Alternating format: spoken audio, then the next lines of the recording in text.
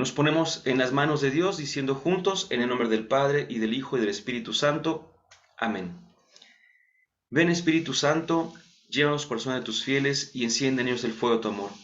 Envía, Señor, tu Espíritu y todo será creado y se renovará la faz de la tierra. Espíritu Santo, fuente de luz, ilumínanos. En nombre del Padre, y del Hijo, y del Espíritu Santo. Amén. Nuevamente buenas tardes a todos, sean bienvenidos, me da muchísimo gusto que estemos compartiendo en este retiro que, como hemos también dicho antes, estará estructurado en 3 partes, cada una tendrá su momento y pues el retiro se llama A los ojos de Dios. Es muy sugerente el título del retiro, creo yo, sobre todo por el objetivo del mismo. Quien haya puesto allí un poquito la lectura, tanto en el mensaje con el cual se hacía la invitación como en el mismo archivo, pues nos daremos cuenta que el objetivo es vernos como Él nos ve para amarnos como nos ama Él. Ese objetivo, debo decir que hace un par de años, esa frase el Señor me la regaló, por así decirlo, y me gusta mucho vernos como Él nos ve. No vernos quizá como nosotros solemos hacerlo, a nosotros mismos, con tanto juicio y prejuicio que tenemos para con nosotros mismos, por supuesto, ni vernos tampoco como los demás nos ven, porque los demás también tienen una carga subjetiva o parcial que a veces no nos dejan ver realmente como somos nosotros. Y sin embargo, la mirada de los demás también nos va descubriendo un poquito quiénes somos nosotros. Antiguamente, hoy ya es un poquito más especializado, por supuesto, pero antiguamente había un trabajo de autoconocimiento que era responder cómo me veo yo a mí, cómo me percibo a mí mismo, preguntarle a los cercanos cómo me ven, cómo me perciben, y preguntarle a gente un poquito más lejana quién soy para ellos, y después hacía como una sumatoria, ya decíamos, pues así más o menos somos, ¿no? No somos únicamente como nos vemos, no somos únicamente como nos ve el de junto, que nos conoce muy bien, por supuesto, pero tampoco somos como nos ve el de lejos, porque ese, por lo mismo de estar muy lejos, no tiene tanta cercanía, no tiene tanta certeza de quiénes somos. Pero a final de cuentas, y aunque sea una sola mirada, sí somos como Dios nos ve. Ese es el punto. Somos como Dios nos ve. Dios no tiene falla al vernos. Dios no tiene parcialidad o subjetividad. Y si acaso hay parcialidad en Dios o subjetividad, es la subjetividad más objetiva y es la parcialidad más imparcial que hay. Nadie le va a ganar a Dios en vernos como verdaderamente somos. Nos descubre. La mirada de Dios llega hasta lo más profundo de nosotros. Incluso, como diría el buen San Agustín, en algún momento dice, es que Dios es más íntimo a nosotros que nuestra propia intimidad. Hay cosas de nosotros que no descubrimos. Incluso también podemos pensarlo así. Si vamos, por ejemplo, a terapia psicológica, lo primero que nos daremos cuenta es que hay necesidad, obviamente, de un conocimiento personal y esta terapia nos puede ayudar a conocer cosas que ni siquiera nosotros sabíamos, obviamente, de nosotros mismos, por supuesto, ¿no? Entonces, si una ciencia humana es capaz de descubrir un poco nuestro interior, pues cuánto más puede ser el ojo de Dios. Y cuando digo el ojo de Dios, es pues una forma de decir la sabiduría, el conocimiento de Dios. Y cuando digo la sabiduría y el conocimiento de Dios, también es una forma de decirlo, porque Dios va más allá de unos ojos, de una mirada, Dios va más allá de una sabiduría como le entendemos. Dios así se le llama, es el completamente otro, del cual ciertamente no podríamos decir mucho si no es justamente bajo nuestra mirada. Es decir, a Dios, como vamos a ir viendo poquito a poquito, le conocemos, pero a veces, y eso es importante, de Dios decimos algo y cada vez que decimos algo, eso que decimos de Dios dice más de nosotros que de Dios mismo. Eso es como si tuviésemos, yo actualmente veo que muchas personas, no sé si por moda, por gusto o no importa, eso de verdad que no importa. Veo que usan lentes casi 100% de su tiempo, vaya, en que utilizan lentes, por supuesto, pero lo usan ya de colores. No sé, pienso de momento, así de rápido, en Bono, el cantante de YouTube, que generalmente tiene lentes, usualmente se ve con lentes, pero sus lentes no son transparentes como podríamos pensar, sino que son lentes de un cierto color.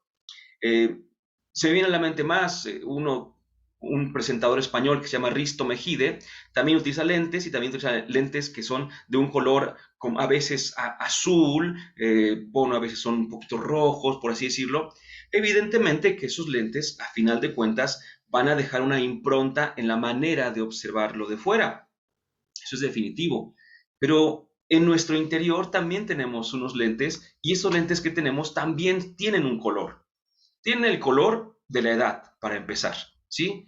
Eh, la edad, mis queridos hermanos, no es un aspecto subjetivo. La edad es un aspecto objetivo, porque la experiencia, que no necesariamente viene con la edad, la experiencia es otra cosa, pero nuestro cuerpo habla, ¿sí? Entonces nuestra misma corporeidad nos hace ver de una o de otra manera, ¿sí? No importa, insisto, que tengamos una manera o una historia de vida muy sencilla o una historia de vida muy complicada, la misma edad. Desde ahí tenemos un tipo de lentes. Nuestra formación, sea que tengamos formación rural, urbana, o incluso que tengamos algo así como medio alejada de la sociedad, pero en su propia cultura, nuestra cultura también nos está a veces limitando, o quizá no limitando, pero sí nos lleva a tener una manera de observar que no siempre es la más nítida, la más clara. Es decir, en una sola palabra, todos tenemos prejuicios cuando vemos, ¿sí? Por eso es que pensarlo de esta manera, insisto, es darnos cuenta de que efectivamente necesitamos dejar de ver un poquito la vida como la vemos nosotros, como incluso nos la cuenta el de junto, y empezar a ver la vida y con ella a nosotros mismos a los ojos de Dios. ¿Qué es lo que Dios ve? Y cuando Dios ve, ¿qué es lo que nos deja ver también a nosotros? Por eso es que nuestro retiro de esta ocasión es de discernimiento, porque el discernimiento es una cuestión amplísima. En un momento más vamos a entrar a esta cuestión justamente, pero dentro de tantas características del discernir, una es poder ver las cosas como Dios las ve. Ese es el discernir, porque a veces nosotros vemos a los demás según nuestra forma de ser, según nuestros gustos, según el clásico ejemplo, muchachos. El clásico ejemplo, ¿cuál es?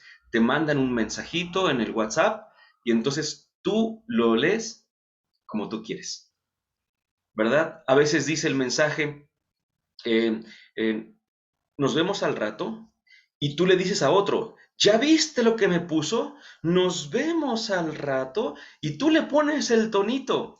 Pero ¿quién te dijo que estaba escrito con ese tonito? Es que estamos nosotros interpretando una realidad.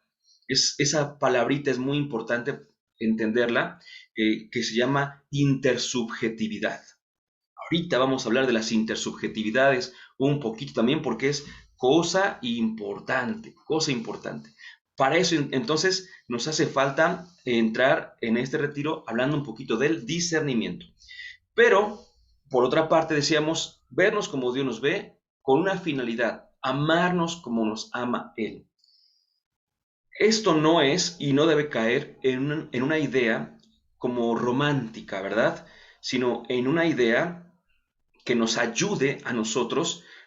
Sí, fíjense nada más, si nos vemos como Dios nos ve, también vamos a ver lo que nos falta, porque Dios ve cómo somos, qué hemos alcanzado, a dónde hemos llegado, pero también qué nos falta por recorrer. Y a veces uno puede pensar que ya está así avanzadísimo en la vida, ¿no? Y uno puede pensar que ya la lleva de ganancia y que ha hecho tantas cosas buenas, pero si nos vemos a los ojos de Dios, es como si, por ejemplo, alguien que empieza o que tiene un tiempo tocando guitarra y toca pues decente y dice muy bien, ¿no? Muy bien. Pero de repente llega otro que es un maestro en la guitarra. Y entonces el maestro en la guitarra observa tu ejecución y te dice, muy bien, vas bien, pero, híjole, y ahí viene entonces todo lo que nos falta, ¿verdad? Esta parte no es así, esta nota no va así, la manera en la que pones tus manos, la manera, no, no, y te empieza a describir muchos defectos que todavía tienes, defectos que en ocasiones nosotros pasamos por alto. Los pasamos por alto a veces consciente y a veces inconscientemente, ¿verdad? Uno podría decir, pues más lo segundo que lo primero, mis defectos los paso de manera inconsciente. No necesariamente. A veces los vemos de frente, pero no los queremos aceptar, ¿verdad? Entonces hay que ir revisándonos un poquito para poder amarnos, porque amor significa buscar lo mejor en este caso, si yo digo yo amo a una persona, pues busco lo mejor para esa persona. Pero si yo digo amarme a mí, entonces también debo buscar lo mejor para mí. No hay amor propio de alguien que se deja, ¿verdad? No que se deja en el sentido de que, pues es que te estás dejando que te hagan esto, ¿no? No, no, no, sino de alguien que no busca crecer, ¿sí? Si tú sabes cuáles son tus defectos, como dirán por ahí, tus defectos dominantes, ¿verdad? Porque todos tenemos defectos dominantes. Ahí también es otro punto importante que vamos a ver primero Dios en el segundo tema. Eh, ¿Sabes cuál es tu defecto dominante? Y aún así sigues justificando tu forma de actuar por ese defecto dominante, no te amas lo suficiente. ¿Sí? Nosotros podemos entender por qué somos como somos. Alguien puede decir, es que mira, yo sé que hablo así, yo sé que digo esas palabras, yo sé que me expreso de tal manera. Y entonces, cuando viene alguien y te dice, es que mira, tú hiciste tal, es que yo así soy. Muy bien, pues lo único que estás descubriendo es quién eres, no estás creciendo. Crecer es decir, yo así soy, pero esto no está bien.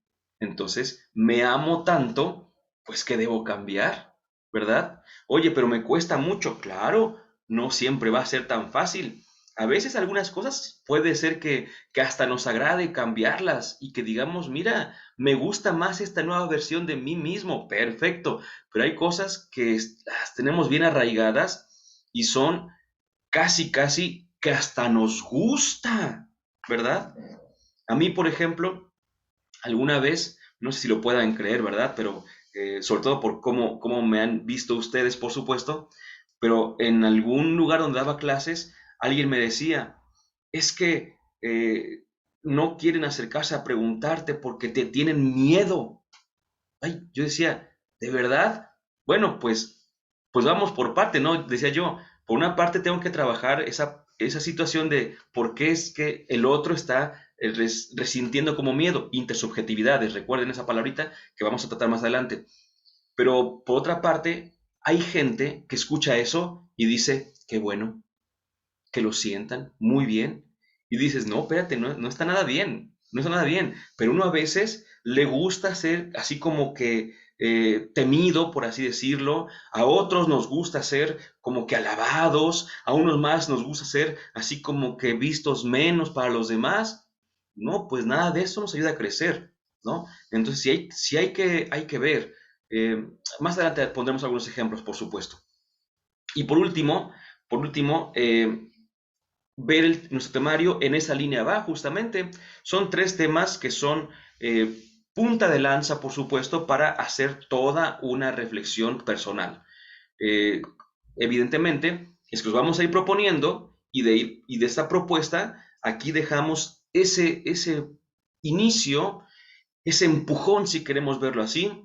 Hagan de cuenta que, y obviamente no estoy comparándome en absoluto a mí con, sino ni a ustedes tampoco, por supuesto, sino la situación, estoy comparando la situación, ustedes deben recordar que al inicio, un poquito antes del inicio, mejor dicho, de su vida pública, Jesús fue empujado al desierto por el Espíritu Santo, según cuenta San Marcos.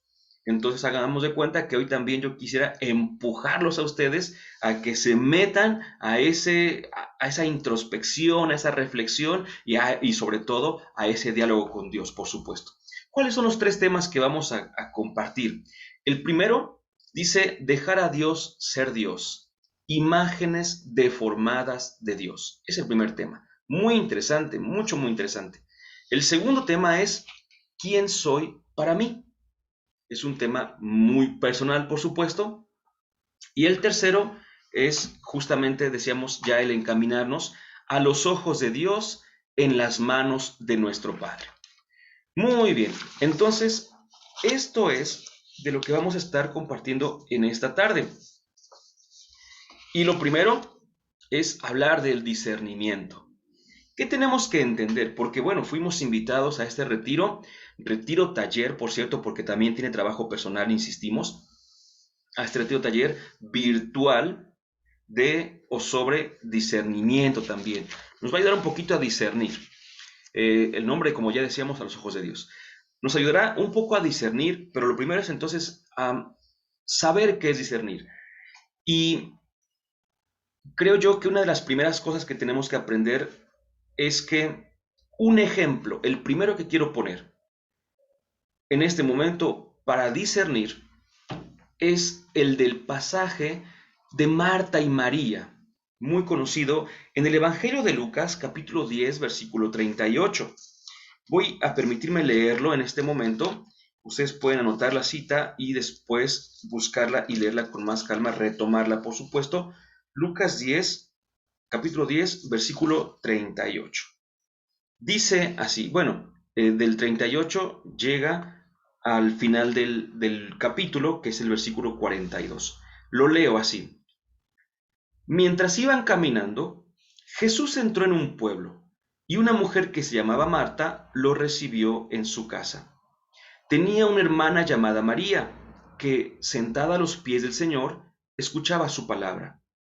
Marta, que estaba muy ocupada con los quehaceres de la casa, dijo a Jesús: Señor, ¿no te importa que mi hermana me deje sola con todo el trabajo? Dile que me ayude. Pero el Señor le respondió: Marta, Marta, te inquietas y te agitas por muchas cosas. Sin embargo, una sola es necesaria. María eligió la mejor parte, que no le será quitada. Amén. Tenemos un ejemplazo de lo que es el discernimiento. Pero debo decirles algo, porque, insisto, no lleguemos así como con esos prejuicios sobre nosotros. Y si hemos de llegar con un prejuicio, que sea el de que no sabemos, ¿verdad? No sabemos orar, no sabemos discernir, no sabemos nada. ¿Por qué? Porque si llegamos con la idea de que lo sabemos, ya nos cerramos, ¿sí? Entonces, lo que debemos como tener en actitud es: yo no sé más que tú, yo no sé orar más que tú, mejor que tú, yo no sé discernir mejor que tú, etcétera. Entonces vamos a ver cómo, de hecho, en este capítulo que acabamos de leer, o en esta perícopa que acabamos de leer, vemos aún de manera un poquito, ¿cómo decirlo? Pues no tan metida, no tan escondida, pero tampoco tan evidente. Vamos a observar a una protagonista que tiene dos momentos para discernir. En uno se equivoca y en otro acierta. La protagonista es Marta. Es muy, muy importante ese texto porque van a ver. Dice el texto de Lucas que Jesús pues iba caminando y entró en un pueblo. Este pueblo posteriormente, si nosotros enlazamos, será Betania. Se acordarán ustedes que nos dice el Evangelio de Juan que Marta, María y su hermano Lázaro vivían en Betania, ¿verdad? Y dice, fíjense lo siguiente, Jesús iba caminando y una mujer que se llamaba Marta lo recibió en su casa. Ahí tenemos el primer momento de discernimiento de Marta. Aquí tenemos el momento en el que Marta acierta, porque al igual que con ella, también nosotros, toda nuestra vida, vemos a Jesús caminando delante de nosotros. pasando delante de nosotros una y otra vez, una y otra vez, una y otra vez. Jesús siempre está cercano, pero no irrumpiendo. Siempre está intentando llegar, intentando compartir vida con nosotros, pero no se impone arbitrariamente. El único que podría ser, voy a decirlo así, no, espero que no se malinterprete, pero el único que podría ser el mejor dictador, porque sería el único dictador que buscaría nuestro bien, ¿verdad? El único que podría ser el mejor dictador es el primero que nos deja libres, ¿verdad? Elige, elige. Y entonces Marta toma una primera decisión, pero para tomar decisiones, curioso, nuestro texto que tenemos, las hojas que tenemos, el subsidio que les he enviado, nos dice que discernir no es una receta rápida para solucionar problemas y tampoco es un método para tomar decisiones. Ojo, eso debemos entenderlo, ¿sí? Pero cuando uno discierne, toma mejores decisiones. Cuando uno discierne, aprende a solucionar también, ¿sí? Es importante. No discernimos para decidir, no discernimos para solucionar, pero ese discernimiento nos ayuda a poder después decidir, perdón, y solucionar cosas. Lo primero. Entonces, Marta tiene frente a sí dos opciones para empezar. La primera opción es dejar que Jesús pase de largo y la segunda opción es pedirle a Jesús que entre. Así como después en el capítulo 24 con los discípulos de Maús, así como allí los discípulos de Maús también tuvieron ese momento de discernimiento. Ustedes deben recordar que va Jesús caminando con ellos, les va explicando las escrituras y cuando llegaron a esta aldea donde iban, dice Jesús hizo el ademán de irse derecho, ¿verdad? En ese momento los discípulos invitaron a Jesús a que pasara a su casa, exactamente igual. Entonces, discernir en este primer momento es, dejo que Jesús entre en mi casa. ¿Qué significa eso? Pues obviamente que me ayude a conocerme, obviamente que su palabra la escuche, también significa que su voz para mí sea importante y que su consejo y su regaño también para mí tengan un valor muy especial. Eso significaría pues dejar a Jesús que entre a nuestra casa. O podemos dejarlo que se vaya. Allí Marta tuvo que hacer discernimiento para poder tomar una decisión. Y dijo Marta, escucha, ¿qué me conviene más? ¿Qué me conviene más? ¿Que se vaya Jesús o que entre en mi casa? Y lo invita a pasar. Entonces Marta decide algo después de haber discernido y es una super decisión. Excelente. Pero no acaba ahí la cosa, sino que ya dentro, Marta empezó a tomar otra decisión. Y escuchemos esto, porque Jesús nos revela una cuestión muy interesante. Discernir no es entre lo bueno y lo malo. Discernir sobre todo es poder elegir entre lo bueno, lo mejor.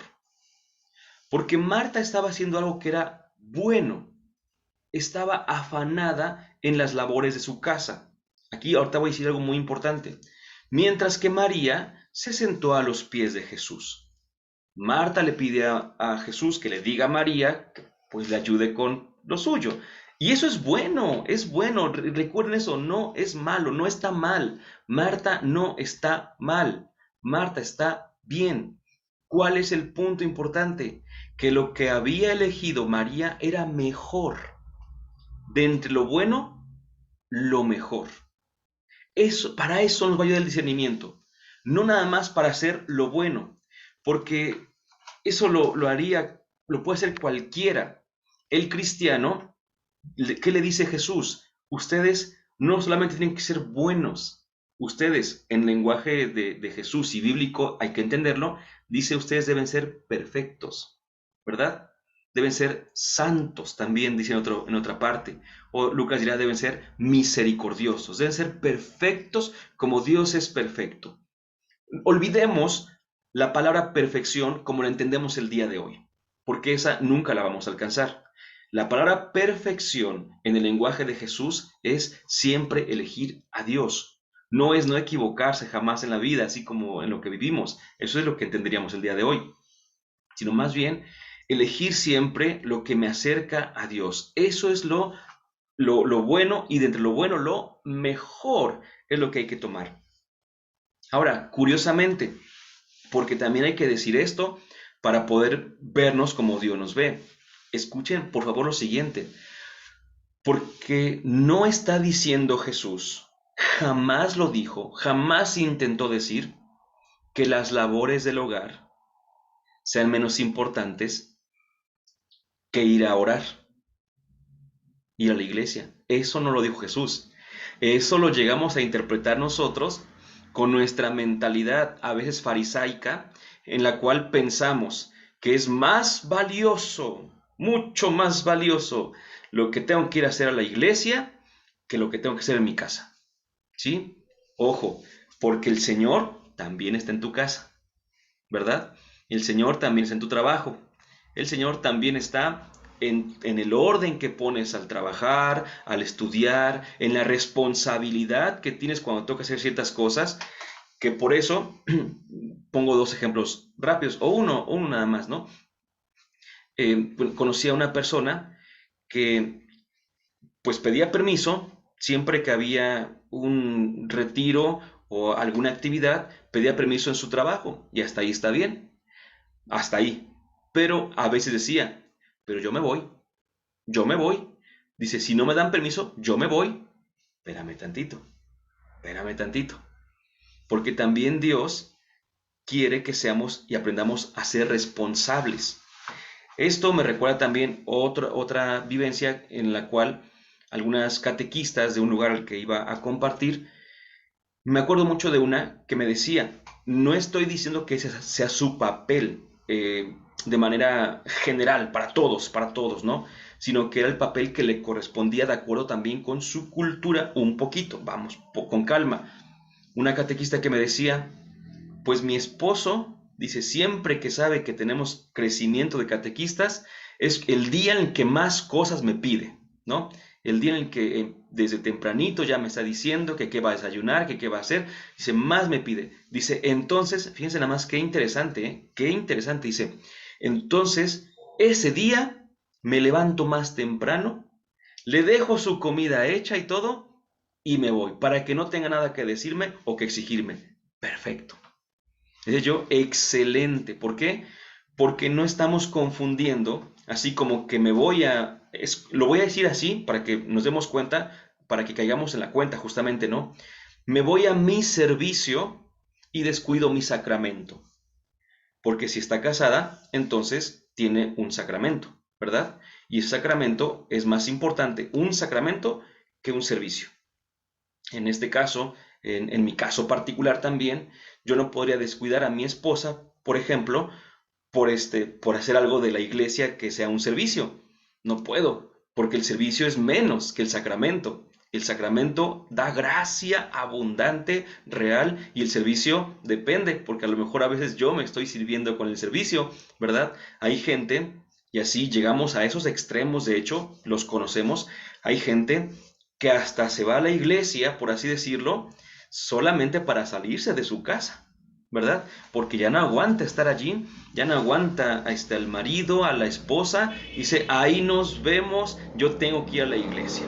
Entonces, en ese sentido, por eso digo, no es que Jesús esté condenando la labor doméstica y canonizando estar a los pies de él. No, no es eso, no es eso, sino que en la situación particular de Marta y de María, lo mejor era lo que había elegido María, ¿sí? Lo mejor allí. Nosotros es el punto del discernimiento.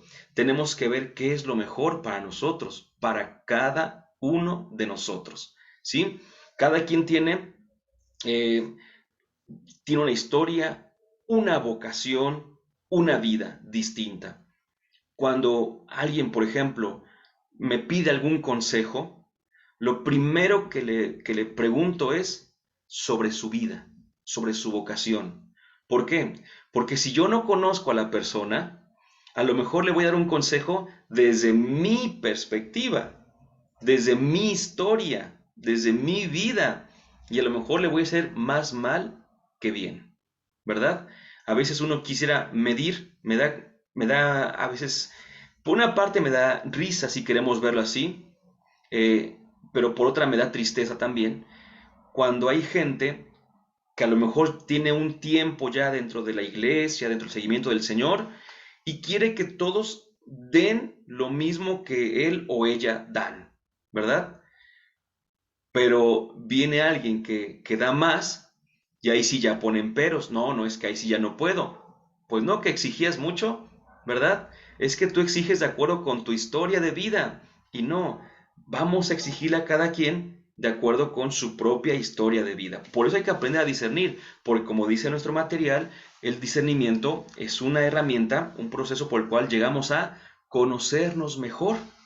A veces, si no nos conocemos bien, tampoco sabemos de lo que somos capaces en el buen sentido de la palabra, por supuesto, ¿no? Tenemos muchos dones y talentos.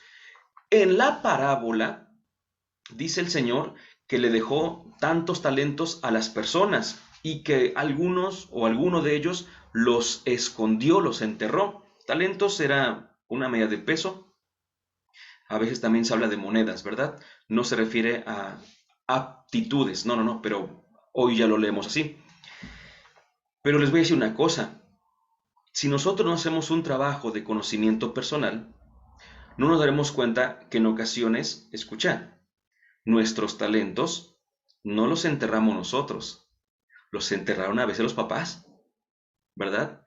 A veces nuestros talentos los enterraron también a veces nuestros amiguitos de la infancia, los enterraron nuestros mismos familiares a veces porque nosotros queríamos, deseábamos tal cosa. Y los demás vieron y dijeron, no, tú no sirves para eso, tú no puedes, tú aquello, tú lo otro. Y los enterraron por nosotros, ¿verdad? Entonces, voy a decirles algo, me voy a atrever a decirlo, no vamos a poder hacerlo aquí, se los digo para que ustedes lo hagan en un trabajo personal, pero a veces para descubrir nuestros talentos, no solamente hay que rascar en nuestro jardín trasero o delantero, habrá que ir al jardín de la casa paterna, ¿verdad? Y allá buscar qué se quedó enterrado. Habrá que ir al jardín de la casa de los abuelitos y a ver qué se quedó enterrado allá. Ver por qué, cómo fueron conmigo mis papás, mis abuelos, mis hermanos, y ahí nos daremos cuenta por qué a veces somos tal como somos, ¿verdad? No siempre. Recuerden una cosa, recuerden que todo esto influye, pero no siempre determina. Eso es importante. Y por último, el discernimiento nos va a ayudar entonces a conocer cuál es la voluntad de Dios para nuestras vidas. Dios no es en absoluto un ególatra. Dios no quiere que que cumplamos su voluntad para que Él se sienta mejor. Dios no se puede sentir mejor. Dios, en ese sentido, es Dios y no hay más. No hay más. Yo podría decir, tengo 50 millones de pesos, pero puedo tener 60, entonces puedo llegar a más, ¿verdad? Tengo 1000 seguidores en Facebook, pero ahora quiero 1200, puedo llegar a más. Tengo 5 títulos nobiliarios o incluso de educación, pero puedo llegar a 6. O sea, siempre podemos llegar a más, siempre podemos llegar a más, siempre, siempre. Dios no. Dios ya está completísimo, completísimo. Entonces, a Dios que nosotros cumplamos o no su voluntad, ni más ni menos. Dios seguirá siendo Dios.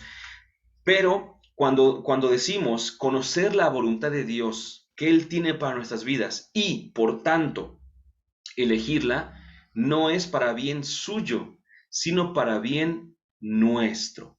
Eso es lo importante del discernimiento, llegar a conocer la voluntad de Dios para nuestras vidas, porque esa voluntad nos hará a nosotros felices plenamente, así totalmente felices. Un punto aquí que tenemos que también como comentar, recordemos que no existe el destino como lo pensamos, ¿no? No está escrita nuestra vida en ese sentido, sino que nosotros vamos tomando decisiones, que somos libres. Si nosotros creyéramos en el destino, yo luego lo digo así, ¿no? Si yo creyera en el destino, pues me voy a acostar y ahí me quedo. ¿Por qué? Porque haga lo que haga, ya estaba escrito, ¿verdad? Entonces, pues ya ahí me quedaré toda la vida, y ya estaba escrito que descansara toda la vida, y hasta ahí. No, yo voy tomando decisiones todos los días, todos los días. Algunos dicen que será mera ilusión. No, en absoluto es mera ilusión. Realmente vamos construyendo nuestras vidas, o a veces también un poquito destruyéndolas, ¿verdad? Como limitando un poco también nuestro crecimiento. Sobre eso es el discernimiento. Ya que hemos dicho todo esto, entonces vamos a pasar ahora sí al primer tema de nuestro retiro. Dejar a Dios ser Dios. En primer lugar, el título de este primer tema pertenece a un libro de un sacerdote jesuita llamado Carlos González Vallés. En el archivo que ustedes tienen, en la primera, bueno, en esta página, que es como la tercera o cuarta, ya ni sé, pero en esta página, el primer tema que dice dejar a Dios ser Dios, viene en primer lugar una cita, con el número 4 está allí la cita que dice abajo, G. Vallés Carlos, dejar a Dios ser Dios. Ese libro es el que por ahí también me ayudó un poquito a estructurar este retiro, pero sobre todo la primera parte, que es esta, dejar a Dios ser Dios. Es un libro magnífico, puedo decir yo, pero que también tenemos que decirlo, en ocasiones propone yo lo voy a decir, una herramienta o un medio que quizá nos pueda desequilibrar a algunos. ¿Por qué? Porque muchos de nosotros caminamos perfectamente bien en la herramienta de la tradición que tenemos de toda la vida, ¿sí? Pero cuando viene por ahí alguien que te dice, oye, mira, por aquí también puedes venirte, oye, pero es que por ahí no creo, no, no, no, no, no, no creo.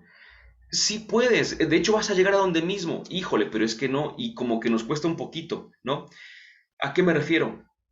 Tenemos una forma de pensar en Dios, de hablar de Dios, que tiene que ver y está a veces cuidada, pero por lo mismo limitada a nuestra perspectiva netamente cristiana. Yo soy cristiano, por supuesto, y no estoy proponiendo absolutamente nada diferente. No, no, no, no, no, pero voy a decir esto. Pero, por ejemplo, Carlos González Vallés menciona que cuando él estuvo en la India, sabemos que allí no está el cristianismo, por supuesto, él llegó a la India y dice que allí le preguntaban a veces, ¿no? ¿Qué es lo que él le había dado a la India? Y que le hacían constantemente esa pregunta, pero que después de un tiempo supo que era más bien lo que la India le había dado a él. Y una de las cosas que dice él que le dio fue una perspectiva, una mirada acerca de Dios mucho más amplia, ¿sí? Nosotros a veces, lo digo en primer lugar por mí, por supuesto, pensamos en Dios, Yahvé, para nosotros, por supuesto, y pensamos en cualquier otra divinidad y para nosotros choca, ¿verdad? Como que no podemos decir, no, no, no, es que tu mirada de Dios, tu perspectiva de Dios, no va con la mía. Entonces, ¿sabes qué? Aléjala. En este caso, a eso me refería al decir que la propuesta que él hace puede como quizá hacernos un poquito de ruido, porque él, al experimentar, o mejor dicho, al ser testigo de la experiencia que tenían esos hombres y mujeres de su Dios, pudo ensanchar su propia perspectiva de Dios. Y eso es importante, porque cuando nosotros decimos que Dios es de una manera, Dios es así, entonces ya no es Dios, ¿verdad? A Dios no lo podemos enjaular.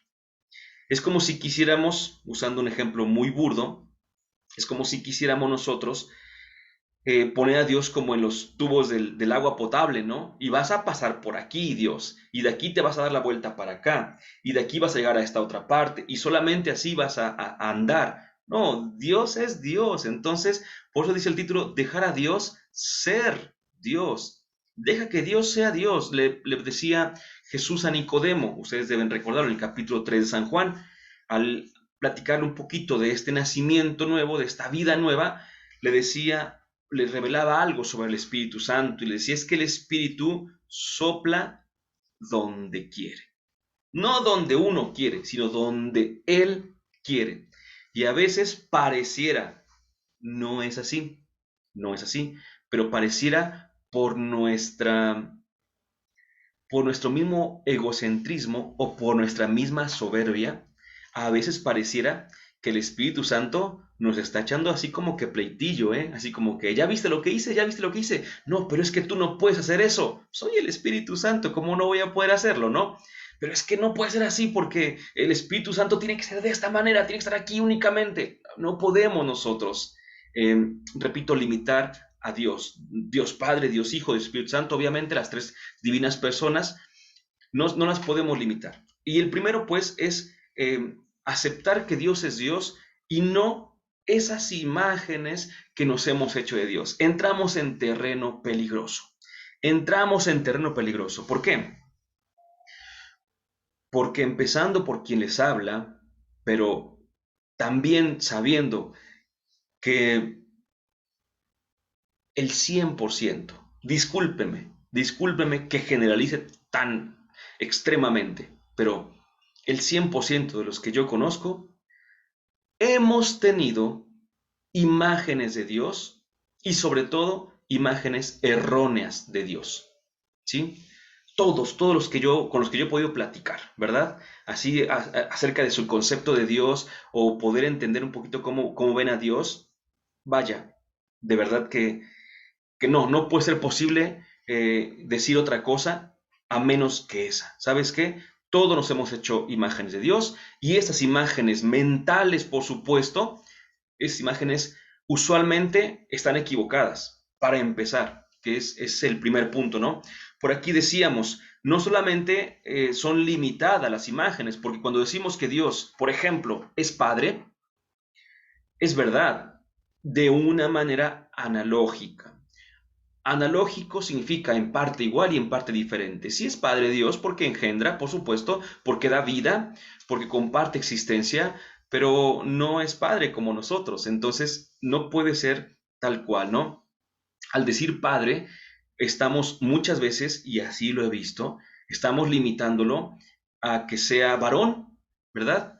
Y entonces, por ejemplo, decía el Papa Juan Pablo I, que Dios es madre también. No, hombre, pues obviamente muchos dijeron, es que no puede ser porque Dios es padre. No, ya estabas limitando a Dios.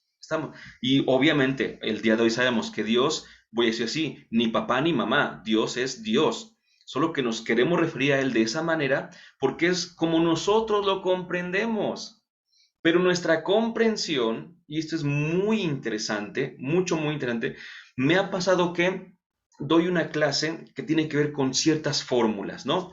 Y enseño 10 fórmulas. Y en esta clase entonces vamos resolviendo los ejercicios y de repente llega un ejercicio y aquí les digo, porque yo sé que es el momento en el que vamos a pasar a otras 9 fórmulas o a otras 10 fórmulas, si quieren ver así, ¿no? Entonces yo sé que no se puede resolver ese ejercicio con las 10 primeras fórmulas. Aún así les digo, ¿quién se anima a hacer este ejercicio? Y ahí están los muchachos, los más atrevidos, ahí haciendo el ejercicio, aplicando fórmula 1, fórmula 2, fórmula 3 e intentan resolverlo. Y con tal de que se resuelva el ejercicio, empiezan a manipular las fórmulas y dicen, ¿y si hago esto y por acá? Y no se puede. No se puede. Pero mientras tanto, mientras nos enteramos de eso, ya empezamos a cambiar todo el principio. Y les digo, ¿sabes qué? Lo que pasa es que te hacen falta estas otras fórmulas. Y con las otras lo entendemos mejor. Muy bien. Y lo resolvemos, mejor dicho. Pues así nos va pasando con Dios. Con Dios vamos entendiendo, a lo mejor tenemos una primera experiencia con Él. Mírenlo, lo voy a poner así, porque generalmente es esta, generalmente tenemos una experiencia con un Dios liberador. Generalmente la experiencia del ser humano con Dios es esa. Y esto no lo digo yo, lo dice la misma historia de la salvación. La primera experiencia que tiene el pueblo de Dios con Dios es la salvación, la liberación. Ahí es cuando nos damos cuenta, te liberó de algo, no sé, tantas cosas que pueden ser. Nos libera de algo el Señor y entonces es la primera experiencia. Y el problema está en que nos quedamos con esa idea de Dios. Y dices, para mí Dios es un liberador. Y te olvidas, por ejemplo, que este Dios que libera Bueno, voy a poner otro ejemplo junto con este, claro, junto con este, y dices, es que es un gran amigo. No está mal. Es un amigo dulcísimo. No está mal. Pero cuando te dicen algo contrario a esto, ya no lo aceptas. Decía Juan Pablo II Santo lo siguiente, decía que Dios es un amigo dulcísimo, pero exigentísimo. Y a mucha gente no le gusta. Le gusta entender a Dios como alguien dulcísimo, por supuesto, pero no como alguien exigentísimo. Entonces, el primer concepto, dulcísimo, o el anterior, liberador, es verdadero, pero es limitado. Porque Dios no únicamente es el que libera, Dios no únicamente es aquel que es dulce, Dios también es alguien que exige, ¿verdad? Entonces, cada concepto que vamos haciendo de Dios es un concepto limitado. A Dios nunca jamás podremos hacer una red de conceptos, jamás, y que en esta red quede Dios allí atrapado. No es posible. Mientras más experiencia con Él tengamos, quizá un poquito más certera sea nuestra forma de referirnos a Él. Pero no lo podemos nosotros ya atrapar a Dios y decir, ahí quedó, ¿no? Ya sé quién es Dios, ¿no? El problema entonces viene aquí. El problema llega cuando estos conceptos o esas imágenes de Dios no solamente son limitadas, sino que son erróneas. Ese quizá es el mayor problema. También cuando es limitada la imagen y nosotros somos cerrados y pensamos que solamente es así, ya. No. También pasa entonces cuando es una imagen errónea. Y sobre eso es donde tenemos que ahondar más, porque nuestra cultura nos ha hecho justamente hacernos estas imágenes equivocadas de Dios.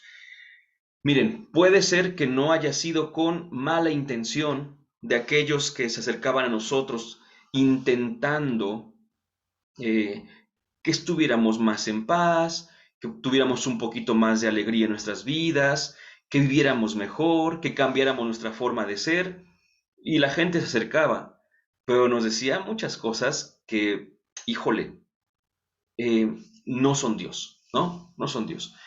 Primero, para empezar, por ejemplo, en, en la experiencia de la muerte, por poner un caso, es muy constante que la gente se acerque a ti y empiece a tratar de darte ánimos. Y eso es bueno, hay buena intención, ¿no? La gente lo hace con la mejor intención y porque te estima. Pero a veces en su discurso es donde se equivoca. Y por ejemplo dice, es que mira, eh, ¿sabes qué? Tú no te sientas mal porque Dios ya se lo llevó para que dejara de sufrir o porque ya quería un angelito más o cosas así dicen a veces, ¿verdad? Pero eso, que a lo mejor para ti, en tu estado tranquilo, te sirve pensarlo, aunque ni siquiera sea cierto, si lo dices a otra persona, y esa otra persona que está en la situación de pérdida, pues obviamente, en lugar de ayudarle a decir, ay, sí es cierto, qué bueno es Dios, no, a veces es, no, ¿por qué se lo llevó? ¿Por qué no mejor lo curó? Si estaba sufriendo, ¿por qué no mejor lo curó? ¿Verdad? Si quería un angelito, ¿por qué no se llevó a otros? ¿Verdad? ¿Por qué se tuvo que... Entonces, en lugar de ayudar a hacer una idea de Dios más libre, una idea de Dios más cercana, pues la verdad es que empezamos a tener ideas equivocadas, ¿no? Desde niños nos decían, eso es evidente, no hagas eso porque si no Dios te va a castigar. No hagas eso porque esto va a castigar. Y miren, el tema del castigo para muchos es un tema todavía hasta tabú, el castigo de Dios, ¿no? Pero incluso, aunque no nos metamos en eso, aunque no nos metiéramos en eso, el hecho mismo de decirle a alguien que no, que se termine la comida porque si no Dios te va a castigar, por ejemplo, imagínate con qué poquito le estás diciendo a la persona que ya Dios es, pues un juez justiciero terrible, ¿no?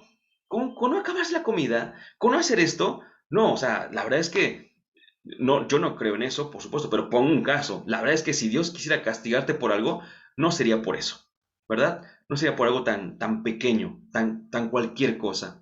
Si Dios fuera a castigarte sería por algo inmensamente grande, porque el castigo de Dios es un castigo terrible en todo caso, por supuesto, ¿no? Eh, Vienen entonces esas ideas de Dios. Sugiero una lectura de un texto que se llama Jesús, destructor de los ídolos.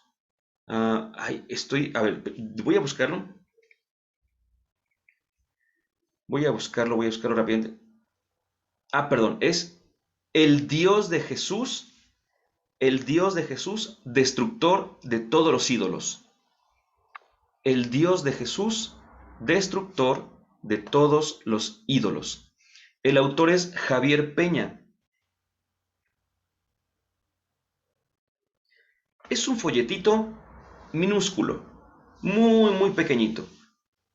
Un librito, la verdad, que debe costar como 40, 50 pesitos, pero que es uno de los que he encontrado, no es el único, por supuesto, pero es uno de los que he encontrado, donde nos presentan justamente distintas imágenes que nos hemos hecho de Dios. Hay varios, insisto, a lo mejor algunos de ustedes ya tienen la oportunidad de hacer una dinámica en la cual vea qué tipo de Dios o en qué tipo de Dios ha pensado, ¿no? ¿Cómo nos hemos imaginado a Dios? Un Dios, así decíamos a veces abuelito, un Dios policía, un Dios juez, un Dios verdugo, ¿verdad? Un Dios sordo. Vaya, hay tantas y tantas imágenes que nos hemos hecho de Dios y que al final ninguna de ellas es como tal. En el Antiguo Testamento, es una cosa que también tenemos que comentar, se escucha o se lee, mejor dicho, se lee de momentos en los cuales la gente se encuentra con Dios. Hemos de hacer una aclaración. En el Antiguo Testamento sabemos que nadie vio a Dios. A veces se puede decir que Moisés vio a Dios cara a cara y hablaba con él como habla un amigo con otro, o que fulanito también tuvo una experiencia de encuentro con Dios. La verdad es que en el Antiguo Testamento nadie vio a Dios. Solo que tuvieron experiencias con Dios, ciertas, totalmente ciertas, y aquí viene lo importante para nosotros, porque somos nosotros del problema, siempre lo hemos dicho, el problema no lo tienen en la Biblia, el problema lo tenemos nosotros, que leímos esas citas y las interpretamos según lo que creemos nosotros.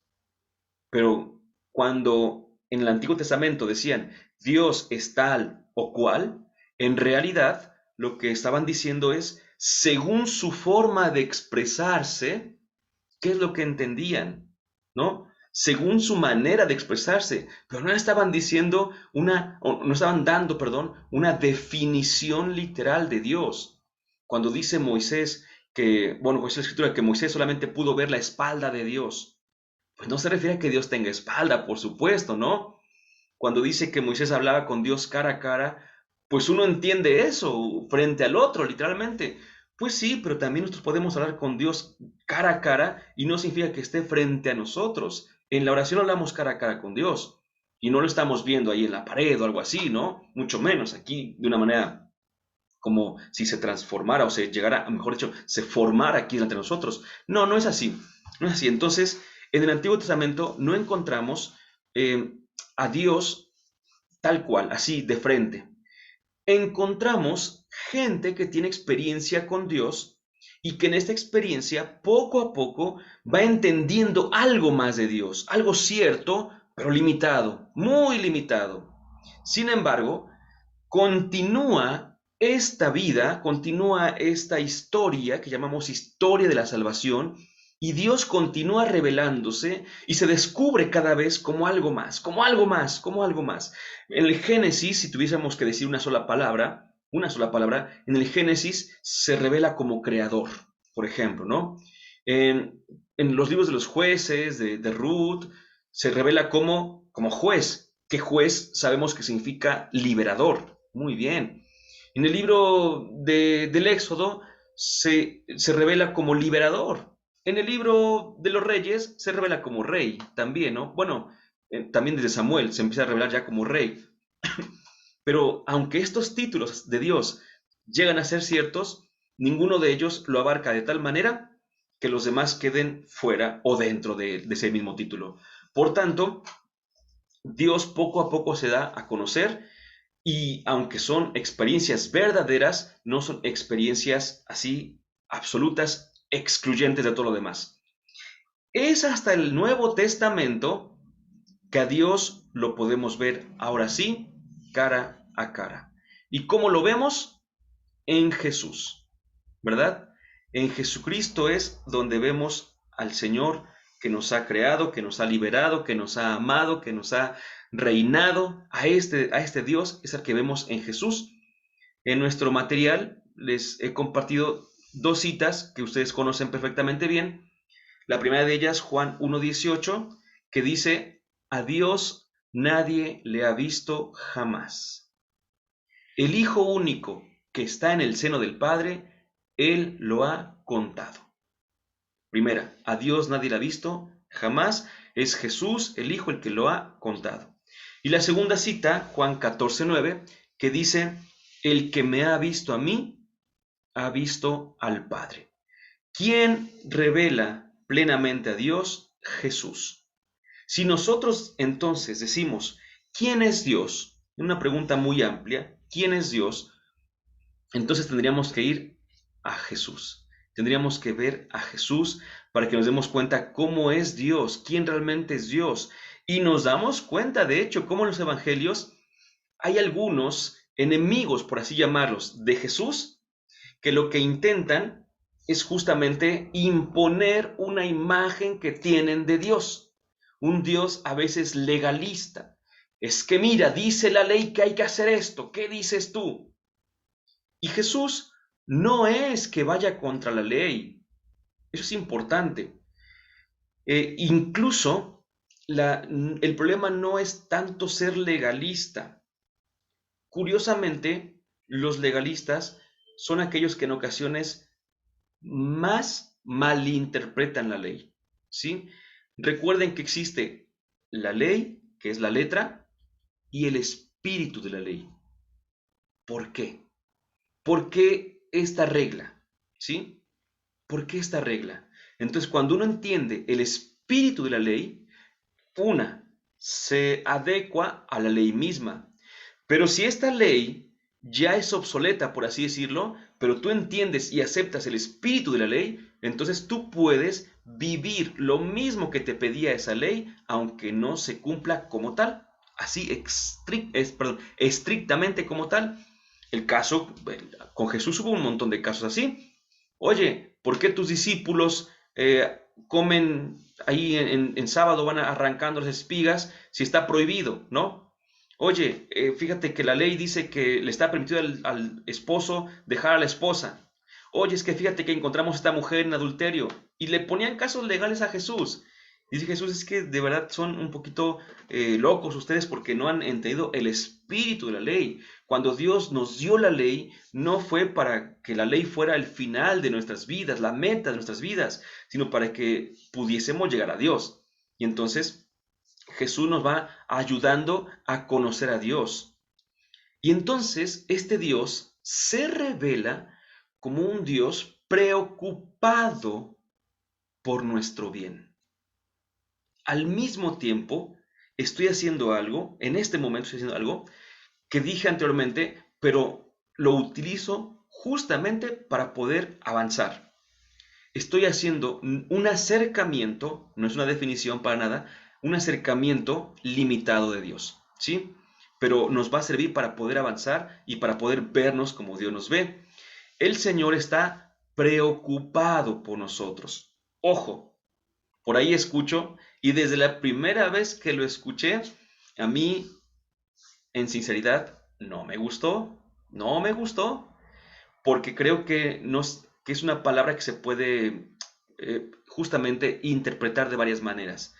Alguna vez mencioné estar preocupado y me dijeron, no te preocupes, ocúpate. Desde la primera vez que lo escuché, no me gustó nadita. Me cayó muy mal la frase. Y cada vez que la escucho, tengo que voltear la cara para no hacerles gestos a los demás, ¿verdad? ¿Por qué? Porque Dios mismo también se preocupa, ¿verdad? Porque preocuparse no es únicamente angustiarse. Por supuesto que no. Preocuparse va más allá de eso. No es así como que, mira, es que nada ganas preocupándote, mejor haz algo. No es únicamente eso. Dios también se preocupa por nosotros. Preocuparse es ocuparse desde antes. Pre significa antes de, ocuparse por lo mismo, ¿no? Hacer algo desde antes. Eso en Dios por una parte llega a ser hasta su misma providencia para empezar. Pero en el caso que estamos tratando, cuando decimos que Dios en Jesús se muestra como alguien preocupado por nosotros, lo vemos en el caso con el cual vamos a cerrar nuestro retiro. ¿Cuál es este caso? Que nos invita a conversión. ¿Sí? Si Dios no se preocupara, si Dios solamente se ocupara al final, pues ya valimos, ¿verdad? Pero Dios está preocupando por nosotros y está viendo cómo estamos, cómo vamos. Entonces Dios se anticipa a todo esto, no decíamos a la manera de libro escrito, de destino escrito, sino que se anticipa viendo hacia dónde vamos y llega antes que nosotros para poder fortalecernos, animarnos, escucharnos, estar para nosotros. Es lo que hizo Jesús. La gran diferencia, o mejor dicho, no la gran, una de las grandes diferencias de Jesús con Juan Bautista es que Juan Bautista esperaba que vinieran, ¿verdad?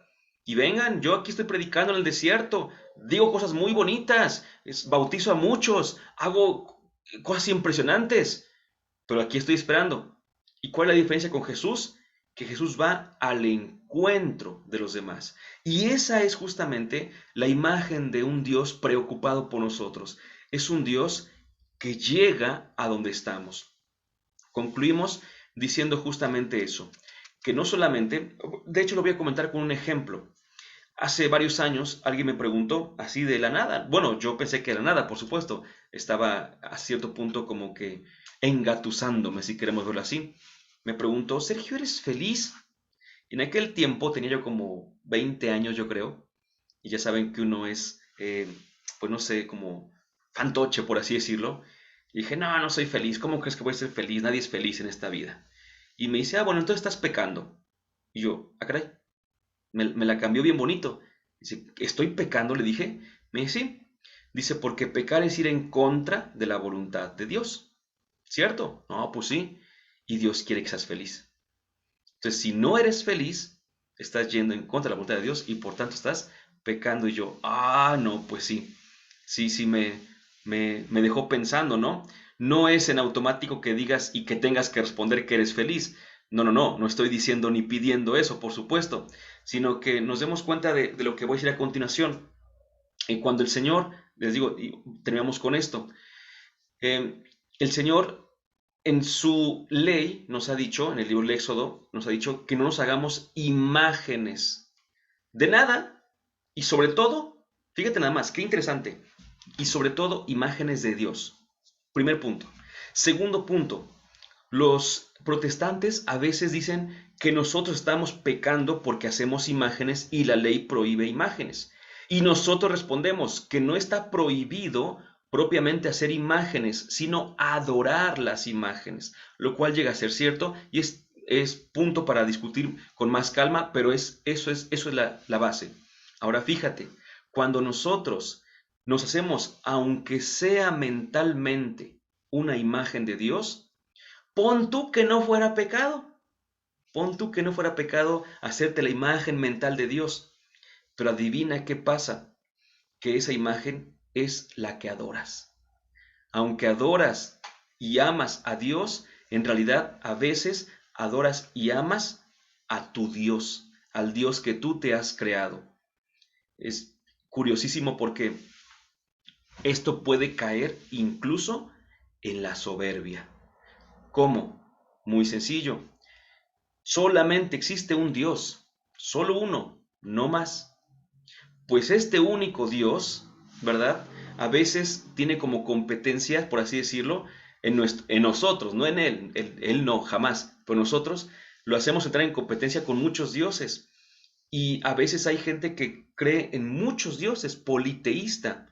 Y el politeísmo, entonces, ¿qué es sino adorar las propias ideas? ¿Verdad? Si no existen más dioses que el único Dios, y yo creo en muchos dioses, esos dioses solo existen en mi mente. Y si a esos dioses yo los estoy adorando, entonces yo estoy adorando mis propias ideas. Vaya soberbia, ¿verdad? Vaya soberbia tan grande. Por eso justamente es el peligro de hacernos imágenes de Dios y de no dejar que Dios se nos muestre como Él es. Muy bien. Viene en su archivo vienen dos preguntas que me parecen importantes, las leo, al menos la primera. Dice, sin intentar justificar, menciona qué imágenes has tenido de Dios. Porque ya saben que a veces tenemos ese mal, es un mal muy grave que tenemos de que no aceptamos nuestros errores, sino que siempre le queremos echar la culpa al otro, ¿verdad? Es que yo pensaba de Dios esto, pero porque mi mamá fulanita cosa. Yo pensaba que Dios lo otro, pero porque en la iglesia fulanita... No, no, no. Tú pensabas en Dios porque eso decidiste pensar también, ¿verdad? Entonces hay que empezar también a dejar de justificar un poquito. Y la otra, ¿qué imágenes de Dios todavía es posible ver en muchos cristianos?